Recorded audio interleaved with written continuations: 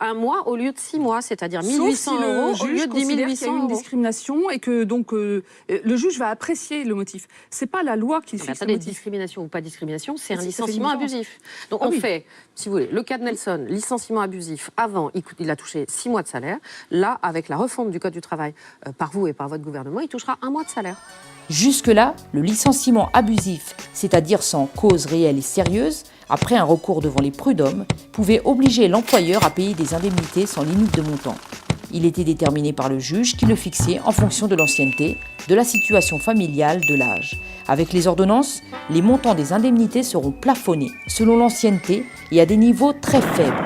Le danger est immense. C'est l'épine dorsale du Code du travail qui est en jeu.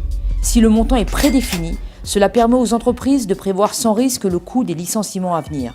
Renvoyer un quinquagénaire au salaire trop élevé pour embaucher un jeune moins cher ou se débarrasser d'une salariée qui réclame le paiement des heures sup pourront être des pratiques planifiables au centime près.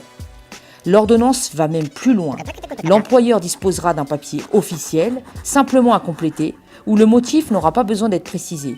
Le salarié, lui, aura 2 semaines pour demander le motif qui ne le sera révélé qu'une fois devant le juge.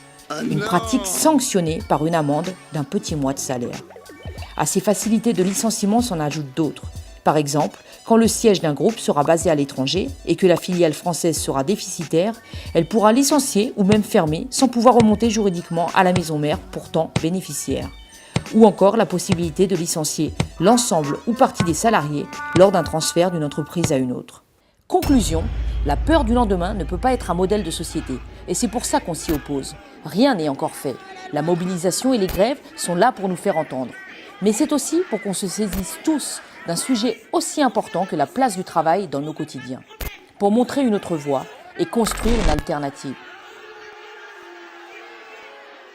Rejoignez-nous sur infocomcgt.fr et sur soc-études.cgt.fr.